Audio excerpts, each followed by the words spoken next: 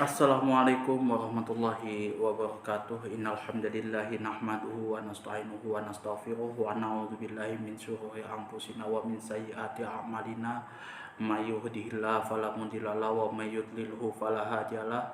Asyhadu an la ilaha illallah wahdahu la syarikalah wa asyhadu anna Muhammadan abduhu wa rasuluh.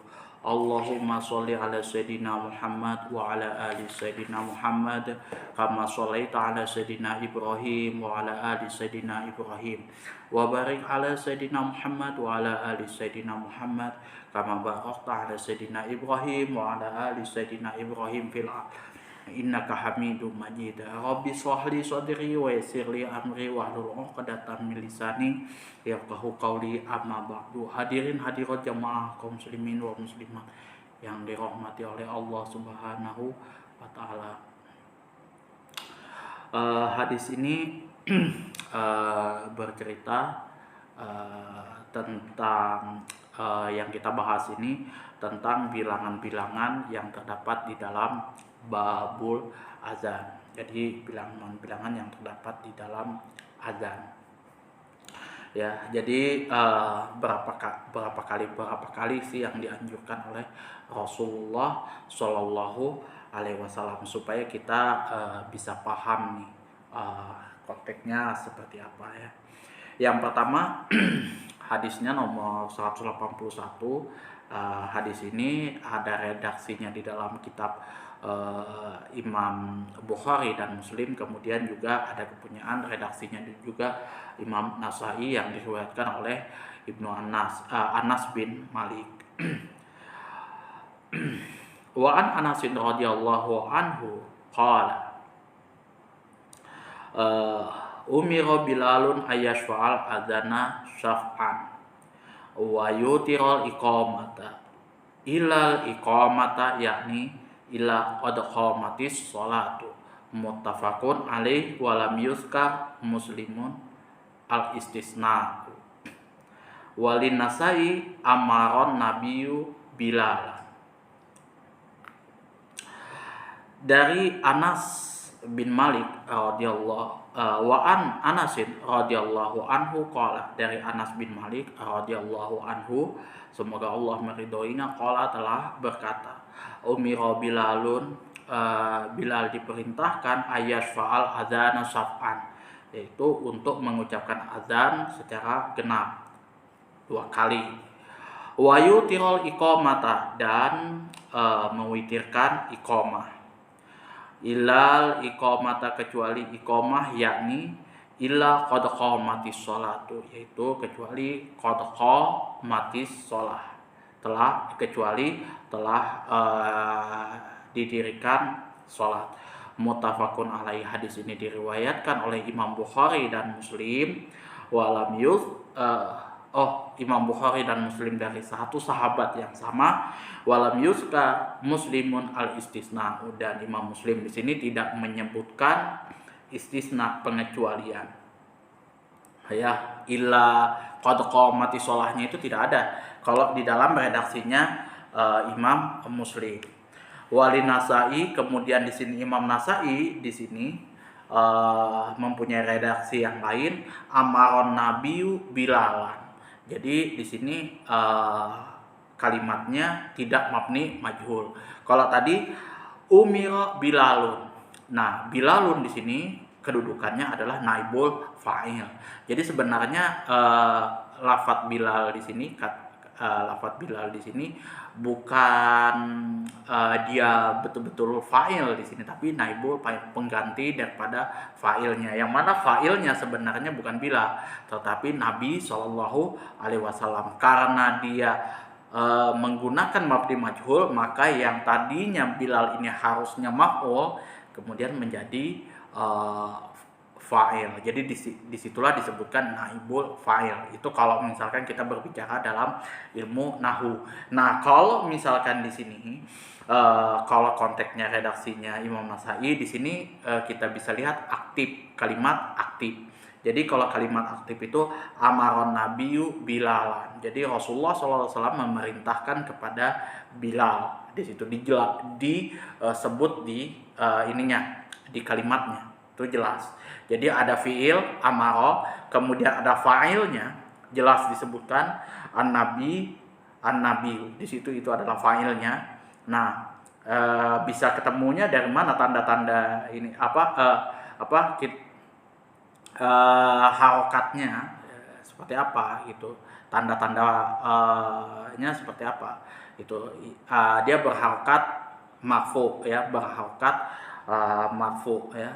Kalau misalkan dia fa'il itu marfu, itu wajib marfu. Nah tanda-tanda daripada marfu itu sendiri, rafa itu adalah dhammatun zahiratun fi akhirih. Jadi dhammahnya an-nabiyu di situ. Bilalan di sini dia maf'ul bih. Nah, maf'ul bih ini adalah objek. Jadi dia ada maf'ul bih, ada maf'ul ma'ah. Nah, beda lagi dia antara maf'ul bih dan maf'ul ma'ah. Kalau di sini dia adalah maf'ul bihi. Jadi nggak bisa kalau misalkan kita sebutkan cuman maf'ul saja. Ingat, kalau maf'ul itu ada maf'ul bihi, ada maf'ul ma'ah. Nah, di sini Bilal maf'ul bi. Nah, kalau dia maf'ul bi maka dia mesti mansub. Wa alamatun nasbihi fathatun zahiratun fi akhir. Tanda nasabnya itu dengan harokat fathah di akhirnya. Makanya di situ bilalan. Di situ ya, bilalan. Karena di sini, kalau di sini konteks katanya di sini, kalimatnya kalimat aktif. Kalau tadi kalimat pasif, kalau ini kalimat aktif. Pisang dimakan monyet, itu kalimat pasif. Tapi kalau monyet memakan pisang, itu kalimat aktif.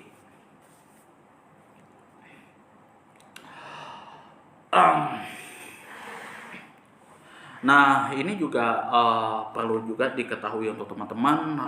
Mohon maaf ya, karena kemarin ini channel saya sempat di suspend 2 kali. Mungkin ada teman-teman yang mau buka video saya sempat kemarin tidak bisa terbuka karena yaitu tadi ada beberapa kendala teknis yang sempat saya abaikan. Jadi ada orang yang mencoba membuka akun saya dari device lain.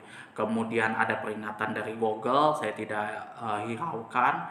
Ujung-ujung akhirnya pihak Google menghapus sementara akun saya karena itu nanti akan merugikan saya.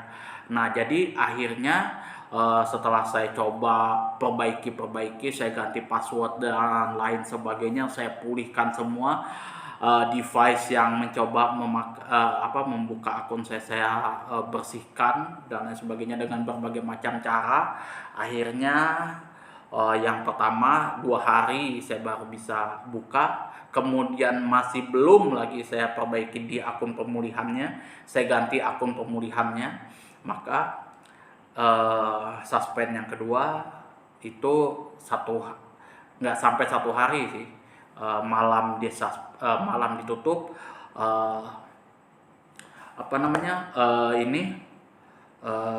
siangnya dibuka. Belum video saya itu yang saya waktu mereaksi konten videonya Coki Muslim itu view-nya baru naik 1270, belum trending. Itu pun saya sudah senang-senangnya, ujung-ujung saya cek akun saya di suspend, saya tidak bisa melihat. Aduh, sempat shock kan, karena jujur aja sih materi saya kan bukan episode per episode, tapi materi saya ini jujur aja kitab per kitab. Nah, yang saya sayangkan itu kayak misalkan kajian saya kitab Safinatun Najah, itu pembuatannya susah, betul-betul susah. Di situ saya harus buka kitabnya dan lain sebagainya. Kemudian kitab Fathul Qorib itu juga sudah sampai di bab zakat sudah. Kemudian kitab Bulughul Maram, belum lagi kitab Al-Azkar di situ, itu sudah sampai bab sholat di situ. Kemudian ada lagi rumus-rumus tilawah di situ. Itu pembuatannya betul-betul rumit, itu kan, ujung-ujung disuspend. Eh, ya sempat menitik air mata juga waktu itu saya kan, walaupun saya masih bisa tertawa ya kan, tapi ya jujur aja sih. Tapi saya tidak berpikiran bahwasannya itu ulahnya fans-fansnya MLI, enggak. Kalau menurut saya enggak seperti itu ya. Atau mungkin ada orang-orang yang menghead apa segala macam kayak gitu kan, melakukan pelaporan, enggak. Kalau saya enggak seperti itu. Berpikiran itu sih hanya kesalahan teknis saya pribadi karena saya mengabaikan ini tadi, akun saya. Jadi seharusnya dia harus di rubah terus passwordnya, itu saya tidak lakukan. Ya makanya akhirnya akun saya sempat hilang. Makanya kalau misalkan ada teman-teman yang apa nggak bisa buka, ya keadaannya seperti itu ya, kejadiannya seperti itu. Makanya saya kemarin sempat nggak ngomong juga sama teman-teman, juga agak sempat terlambat dalam mengupload video ya, kendala seperti itu. Kemudian sebelum kita lanjut ke pembahasan selanjutnya di makna keseluruhannya, kita coba review kembali ya. Di dalam pembahasan saya di video-video sebelum-sebelumnya, saya selalu mengedepankan ketika membaca hadis, yang namanya hadis ya, terutama di dalam kitab Bulughul Maram ini, mesti kita harus tahu maqasidus syariahnya, tujuan daripada syariah itu ditetapkan seperti itu. Kemudian analisis lafadznya, fikih hadisnya seperti apa, supaya kita di dalam menetapkan suatu hukum itu mempunyai referensi yang jelas gitu. Patokannya siapa? Ulama-ulama terdahulu. Meskipun saya juga salah satu ustadz yang mendukung Islam Nusantara itu sendiri. Oke, kita akan bahas ya satu persatu ya kan. Ya seperti halnya polemik yang sekarang, yang jujur sih itu keresahan saya pribadi ya. Keresahan pribadi saya.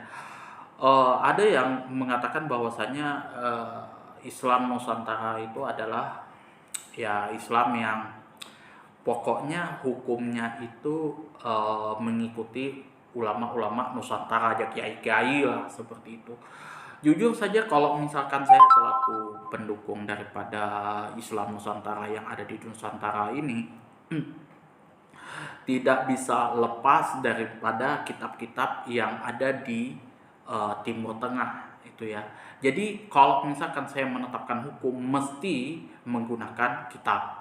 Jadi yaitu kitab salah satunya rujukan yang pertama saya itu selain daripada Al-Quran dan hadis, yaitu kitab Karena apa? Mazhab saya mazhab Syafi'i seperti itu. Jadi kalau misalkan ada yang mengatakan Ahlus Sunnah wal Jamaah bermazhab Syafi'i tapi tidak pernah membaca kitab-kitab mazhab Syafi'i, mohon maaf, kesampingkan dulu, belajar dulu ya kan, seperti itu. Jadi itu gitu kan. Jadi meskipun saya yang namanya mendukung Islam Nusantara, bukan berarti saya tidak mengikuti ulama-ulama Timur Tengah, karena ya pasti kitab-kitab ulama Timur Tengah itu yang saya baca, seperti itu yang saya kaji. Termasuk ini adalah kitabnya ulama Timur Tengah, yaitu Ibnu Hajar Al-Asqalani, itu kitab Bulughul Maram. Jadi nggak ada masalah sih bagi saya kalau misalkan ini ya teman-teman ada yang kiai-kiai ada yang mengatakan Islam Nusantara, mendukung Islam Nusantara, bagi saya tidak ada masalah. Nah, ulama-ulama terdahulu kayak contoh misalkan kitab Sabilul Muhtadin yang terkenal sampai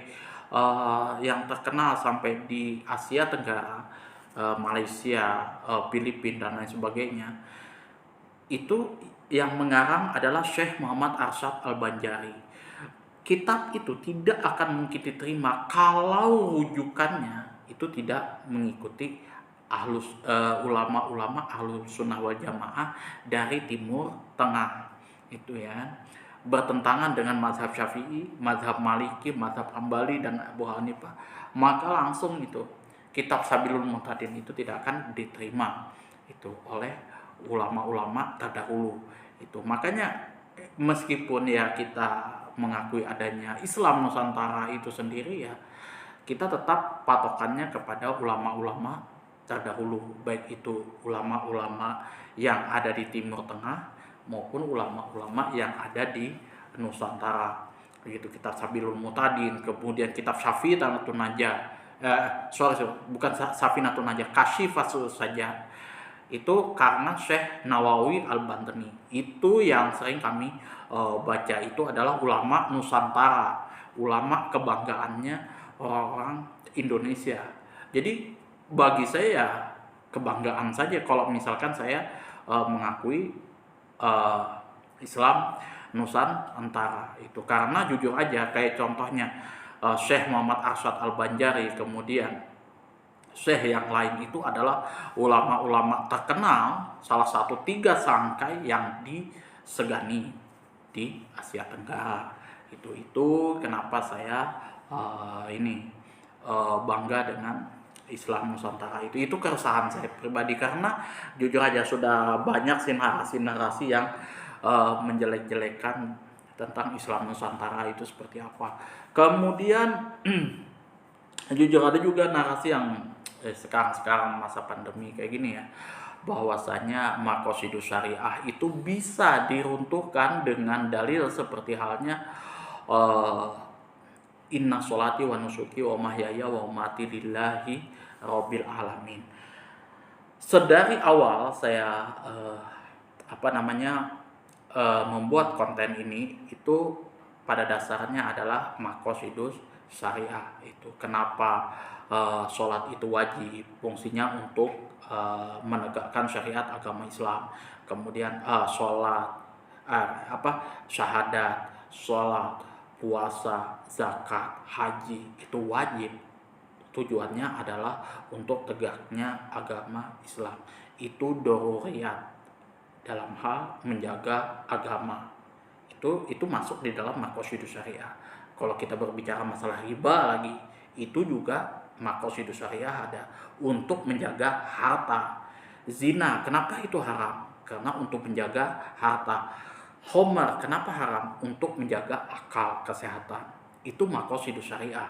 Kemudian apa lagi? Mencuri, dipotong untuk menjaga harta. Kemudian membunuh, dikisos, dibunuh untuk menjaga nyawa, dan lain sebagainya. Semua ada maqasidus, semua hukum pasti dilihat, dikembalikan daripada maqasidus syariah. Maka kalau misalkan ada sesuatu narasi yang tidak sepakat dengan maqasidus syariah, mohon maaf, saya tidak terima seperti itu ya. Itu nggak bisa dipakai. Tapi kalau misalkan dia berbedaan masalah furu'nya saja di situ ya kan, sebenarnya harusnya seperti ini kayak gitu kan, ya is okay. Kalau menurut saya itu tidak ada masalah. Tapi kalau dia langsung dia runtuhkan maqasidus syariahnya, saya jujur tidak sependapat dengan itu, karena semua syariat agama Islam itu mesti hukumnya itu mesti kita tinjau juga maqasidus syariahnya seperti apa, tujuan daripada syariah itu ditegakkan seperti apa. Nah, ini nanti ada hubungannya dengan dengan ini nanti, apa sih fungsi daripada azan itu disyariahkan. Sama halnya contoh misalkan Departemen Agama yang mengcancel haji dengan menggunakan maqasidus syariah, itu juga sesuai. Karena apa? Wal hajjul baiti man istata'a ilaihi sabila. Di situ yang mesti harus kita perhatikan adalah kesehatan kita, finansial kita, baik kita yang berangkat ataupun yang ditinggalkan. Kalau misalkan kita berhaji dengan menjual ginjal, maka tidak layak gitu. Jadi tidak boleh naik haji. Kemudian kesehatan kita, fisik kita kayak gitu kan. Kalau misalkan kita stroke, misalkan seperti Allah Parkinson, maka mohon maaf tidak bisa berangkat haji. Begitu juga kalau misalkan di sana lagi ada pandemi, otomatis juga di cancel. Karena apa? Dari sisi kesehatan tidak mencukupi, seperti syarat untuk kesehatannya tidak mencukupi, maka bisa di cancel gitu, maka bisa dibatalkan. Kemudian juga dari sisi keamanan, kalau misalkan di perjalanan ya di sana lagi konflik, lagi ada pertempuran di sana, maka haji juga bisa di cancel kayak gitu, bisa ditunda itu. Karena apa? Ya tidak cukup syaratnya. Jadi ketiga-tiganya harus dipenuhi. Kalau misalkan di sini ada satu saja syarat yang tidak dipenuhi, maka tidak wajib untuk haji. Manis tato'a ilahi sabila. Itu yang ulama-ulama di dalam mazhab di dalam ulama-ulama fikih itu menjelaskan. Di situ ya sudah dijelaskan di dalam ulama-ulama fikih. Maka kalau misalkan ada narasi yang mengatakan kenapa harus mengikuti ulama-ulama fikih, saya benci dengan ulama-ulama fikih karena mengedepankan maqasidus syariah, itu salah besar. Karena apa? Yang namanya ulama-ulama fikih sekelas Imam Syafi'i, Imam Malik, Imam Ahmad bin Hambal, kemudian Imam Abu Hanifah dan lain sebagainya, mesti mengedepankan Al-Quran, hadis, dalil pasti. Kalau misalkan seandainya salah satu daripada imam mazhab ini tidak menggunakan dalil, ya tidak menggunakan dalil di dalam kitabnya, gitu ya, cuman nalar akal pikirannya aja, kitabnya tidak akan bisa dipakai. Itu mazhabnya di ditolak seperti itu. Itu ulama-ulama fik.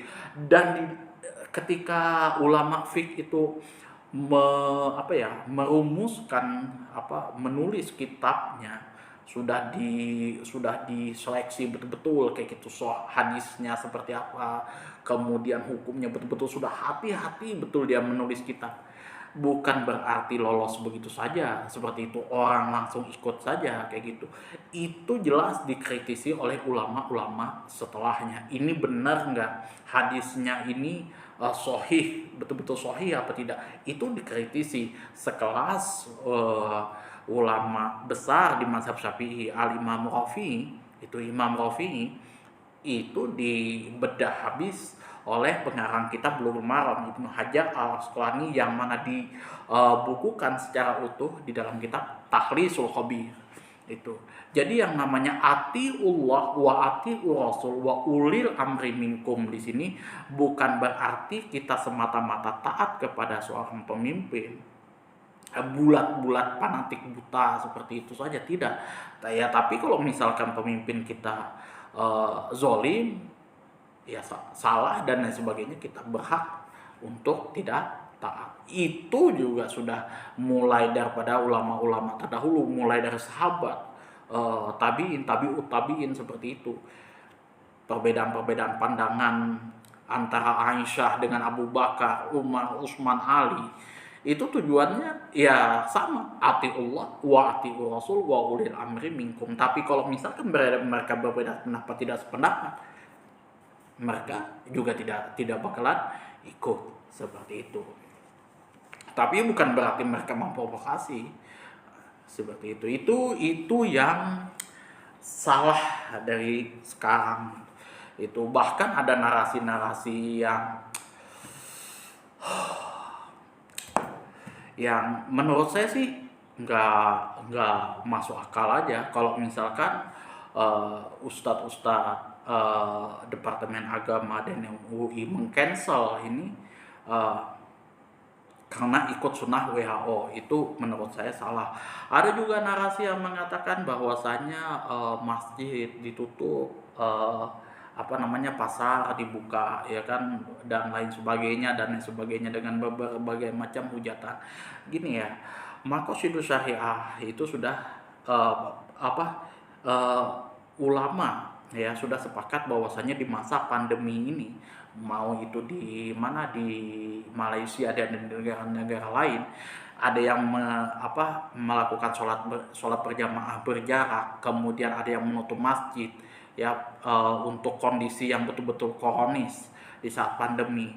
Itu berdasarkan kitab Maqasidus Syariah karangan Imam Asy-Syatibi. Itu bukan ulama kaleng-kaleng, itu Al-Imam Syatibi itu bukan ulama kaleng-kaleng. Mereka menetapkan hukum yang ada di pandemi ini berdasarkan itu, dan semua ulama pasti sepakat seperti itu. Jadi kalau misalkan ada ustaz-ustaz habaib dan lain sebagainya yang berkata cuman Al-Quran, hadis, kemudian dipelintir, dimasukkan teori konspirasi,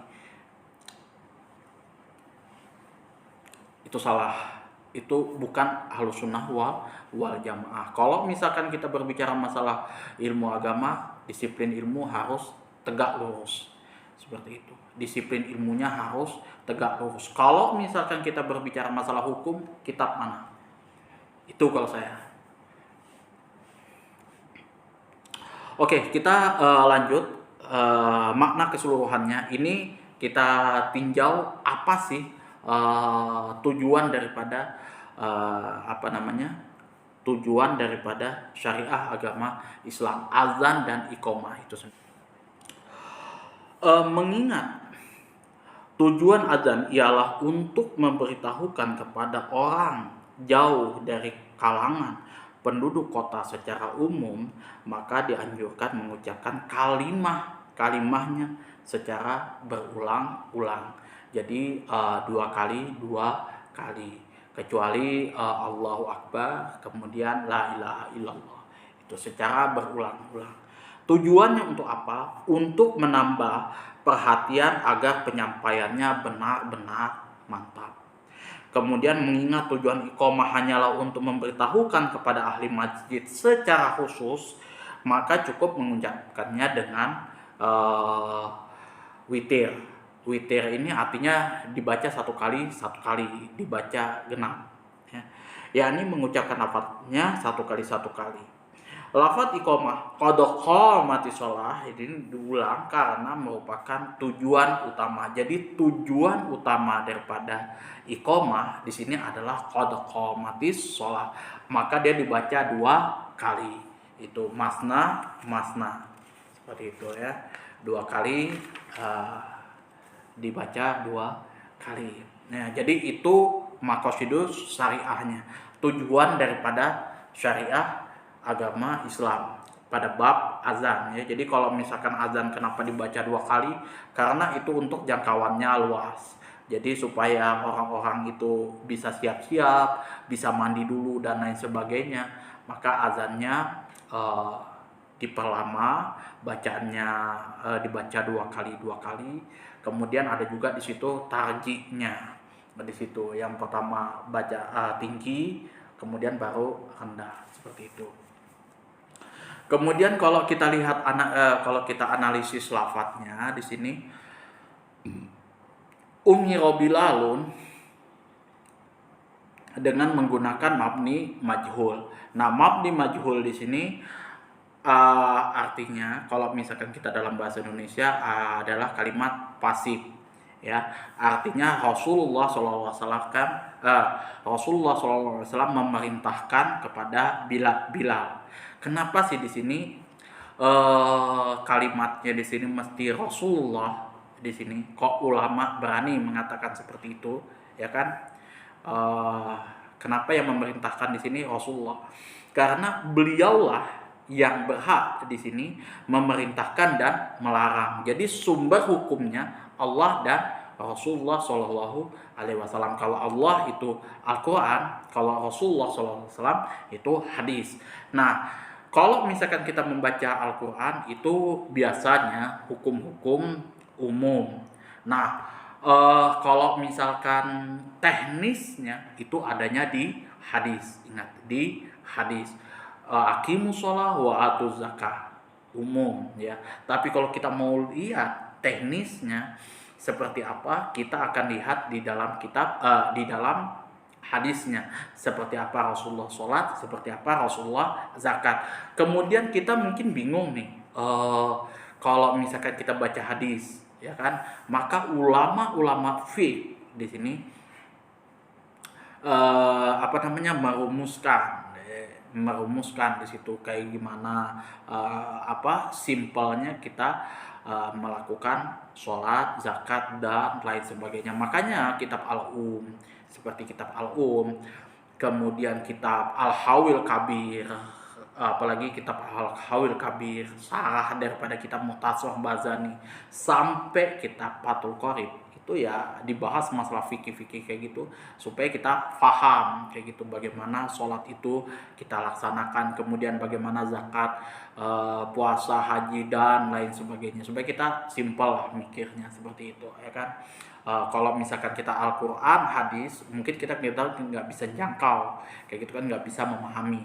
Jadi ulama-ulama itu menafsirkannya sesuai dengan koidah-koidah yang sudah disepakati oleh ulama-ulama Ahlus Sunnah wal Jamaah. Kalau misalkan di situ ada kesalahan dari suatu fatwa imam, maka akan dikritisi oleh imam yang lain. Itu sudah culture daripada ulama-ulama Ahlus Sunnah wal Jamaah.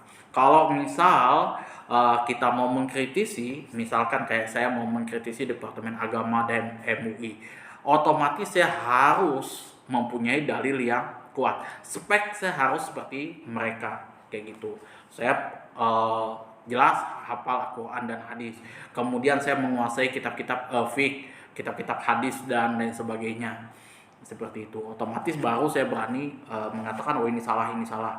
Kemudian saya tidak sependapat dan sebagainya. Kalau misalkan saya berani mencaci-caci seperti itu, saya mencaci ulama yang ada di Departemen Agama, yang ada di MUI, mohon maaf, tanpa disiplin ilmunya, mending diam.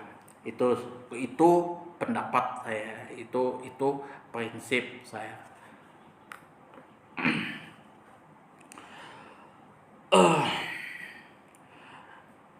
Hadis ini hukumnya marfu. Ya, hadis ini hukumnya marfu, seperti yang dibuktikan oleh riwayat Al-Imam Nasa'i yang mengatakan Rasulullah SAW memerintahkan kepada Bilal.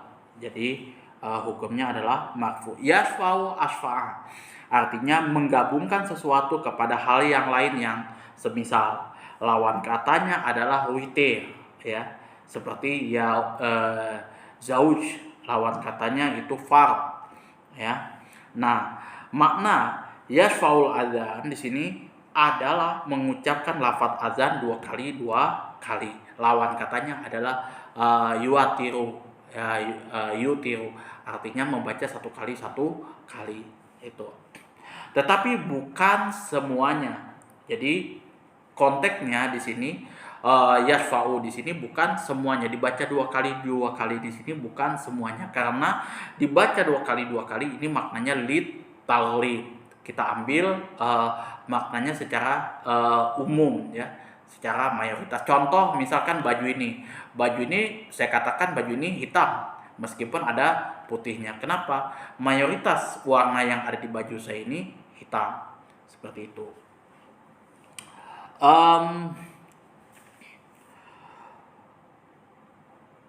Jadi bukan semuanya, karena kalimat tauhid di akhirnya hanya dibaca satu kali. La ilaha illallah itu dibaca satu kali.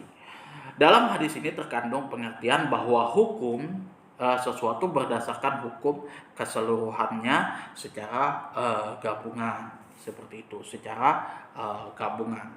Jadi la ilaha illallah itu dibaca satu kali. Tapi kenapa dia dibaca dua kali itu li taglib. Jadi karena dia mengambil hukum yang mayoritas, ya, keseluruhan secara gabungan. Walaupun di situ ada, misalkan di baju saya ada putihnya, tetap orang mengatakan baju Anda hitam. Itu pengertiannya adalah li taglib. Yutirul iqamata, mengucapkan sebagian lafaz iqamah secara witir, kecuali kalimat qad qamatis shalah. karena dibaca 2 kali di sini. Jadi fungsinya di sini qad qamatis shalah, yutirul iqamah. Di sini mengucapkan sebagian lafaz iqamah itu secara witir 1 kali 1 kali. Itu kan Allahu Akbar. Allahu Akbar, Allahu Akbar. Asyhadu an la ilaha illallah, asyhadu anna Muhammadar Rasulullah, hayya 'alas shalah, hayya 'alal falah, qad qamatis shalah. Nah, ini qad qamatis shalah, qad qamatis shalah. Ini inti daripada iqamah itu sendiri. Makanya dia dibaca 2 kali. Nah, Allahu Akbar, la ilaha illallah. Kemudian walam yazkuril isna, tetapi ia tidak menyebutkan pengecualian. Jadi Imam Muslim di situ tidak menyebutkan pengecualiannya. Di situ illa qad qamatis shalah. Imam Muslim tidak menyebutkan seperti itu. Yang menyebutkan kalau nggak salah yang ada di dalam kitab Sahih Bukhari. Walam yazkur kecuali lafaz qad qamatis shalah. Kemudian kita lihat fikih hadisnya. Jadi kita tadi sudah tahu maqasidus syariah daripada azan dan iqamah itu seperti apa. Kemudian kita sudah bahas, sudah analisis lafadznya. Nah, baru kita lihat fikih hadisnya sesuai yang ada di dalam kitab Syarah Bulughul Maram. Jadi kita harus paham juga ulama ini mengomentari hukumnya seperti apa yang ada di dalam hadis ini, ya. Disyariatkan menggenapkan lafaz azan karena tujuannya ialah untuk memberitahukan kepada orang secara jauh, itu ya, lingkupnya, coveragenya luas. Cara ini lebih cepat sampai ke mereka, gitu. Karena itu azan disunahkan dilakukan di tempat yang tinggi, itu kan, dengan suara yang keras. Hendaklah dilakukan dengan perlahan-lahan, dibaca perlahan-lahan secara tartil dan tidak terlalu cepat supaya orang-orang juga bisa siap-siap kayak gitu, bisa tutup toko dulu, kemudian bisa mandi dan lain sebagainya. Kemudian yang kedua, disyariatkan mengganjilkan lafaz iqamah, sebab iqamah itu ditujukan untuk orang yang hadir, ya, untuk orang yang sudah ngumpul di dalam masjid. Karena itu lafaz iqamah mengucapkannya dengan kecepatan yang sedang, itu ya. Terus lafaz qad qamatis shalah diulangi karena ini tujuan dari utamanya iqamah itu sendiri. Nah, di sini ada perbedaan pandangan ulama masalah iqamah. Nah, ini dibahas di fikih hadis nomor 3, bahwa lafaz yang diucapkan hanya sekali kecuali lafaz qad qamatis shalah itu adalah menurut pandangan mazhab Syafi'i dan Imam Ahmad. Jadi Allahu Akbar, Allahu Akbar, Allahu Akbar, asyhadu an la ilaha illallah, asyhadu anna Muhammadar Rasulullah, hayya 'alas shalah, hayya 'alal falah, qad qamatis shalah, qad qamatis shalah, Allahu Akbar, la ilaha illallah. Itu menurut pandangan Imam Syafi'i dan Imam Ahmad. Imam Malik berpendapat bahwa lafaz iqamah di situ hanya dibaca 1 kali, itu tanpa terkecuali. Itu termasuk qad qamatis shalah, Allahu Akbar, Allahu Akbar, kemudian asyhadu an la ilaha illallah, kemudian qad qamatis sholahnya juga dibaca 1 kali. Itu menurut pandangan Imam Malik, itu tanpa terkecuali di situ. Nah, Imam Abu Hanifah berpendapat semua lafadznya ditasniahkan. Jadi Allahu Akbar, asyhadu an la ilaha illallah, asyhadu an la ilaha illallah, asyhadu anna Muhammadar Rasulullah, asyhadu anna Muhammadar Rasulullah. Semua ditasniahkan, dibaca 2 kali, disertai dengan takbir 4 kali pada permulaan. Allahu Akbar, Allahu Akbar, Allahu Akbar, Allahu Akbar. Itu dibaca 4 kali. Itu mazhabnya Imam Abu Hanifah kalau kita membaca kalimat iqamah. Jadi kalau misalkan dia Allahu Akbarnya dibaca 4 kali di awal, kemudian yang lainnya Itu dua kali itu mazhabnya Imam Abu Hanifah. Jadi kalau misalkan ada perbedaan bilangan di sini yang biasa teman-teman temukan di dalam ya di berbagai negara, itu ada mazhabnya masing-masing. Ada Imam Syafi'i seperti ini, Imam Malik seperti ini, dan lain sebagainya. Mereka sepakat menduakalikan takbir. Jadi Allahu Akbar, Allahu Akbar. Kemudian mengganjilkan kalimat tauhid di akhirnya. Jadi Allahu Akbar, Allahu Akbar, la ilaha illallah. Ini ulama sepakat. Ulama sepakat, tidak ada yang berbeda pandangan. Nah, yang keempat, menjelaskan perbedaan pandangan yang berbeda-beda dalam masalah azan dan iqamah. Ada yang mengatakan ifrad 1 kali, ada yang mengatakan tasniyah 2 kali, ada yang mengatakan tarbi 4 kali, ada juga yang mengatakan tarji. Tarji ini itu tadi bacaannya kadang tinggi, kadang rendah, seperti itu. Bacaan ini maksudnya syahadatain. Jadi asyhadu alla ilaha illallah, asyhadu alla ilaha illallah, seperti itu. Itu tarji namanya. Nah, kadang tinggi, kadang rendah. Nah, semuanya merupakan sunnah yang telah ditetapkan oleh riwayat yang bermacam-macam. Masing-masing imam memilih dalil yang dianggap kuat. Jadi ya yang dianggap kuat ini artinya ditarjih ya. Jadi ada yang menggunakan yang paling kuat nih Imam Syafi'i, yang paling kuat Imam Ahmad bin Hambal, yang paling kuat misalkan Imam Abu Hanifah, dan lain sebagainya. Itu semua sudah merupakan sunnatullah. Jadi kalau misalkan umumnya orang yang berbeda itu Muhammadiyah dan NU, mohon maaf, saya sih sepakat juga sih, cuman kalau kedua organisasi ini juga mempunyai metode yang berbeda. Jadi kalau Muhammadiyah yang saya tahu, kalau misalkan yang dikatakan oleh Ustadz Adi Hidayat.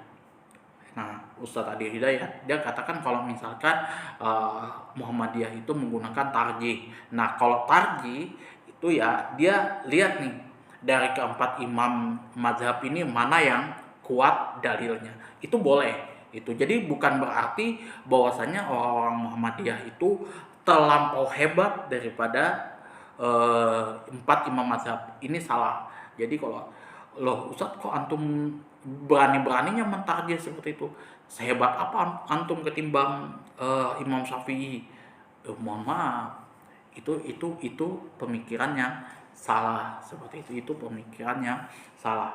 Kita pribadi mengikuti Imam Syafi'i bukan berarti kita lebih hebat daripada ketiga imam mazhab ini ya, Imam Malik, Imam Abu Hanifah, dan Imam Ahmad bin Hambal. Tapi kita berkeyakinan bahwa ini adalah pendapat yang kuat, seperti itu. Bukan berarti teman-teman sok hebat, istilahnya lebih hebat daripada ketiga imam ini. Begitu juga ada ustadz-ustadz yang menggunakan pandangan Imam Ahmad bin Hambal ini karena inilah yang paling kuat menurut beliau, is okay.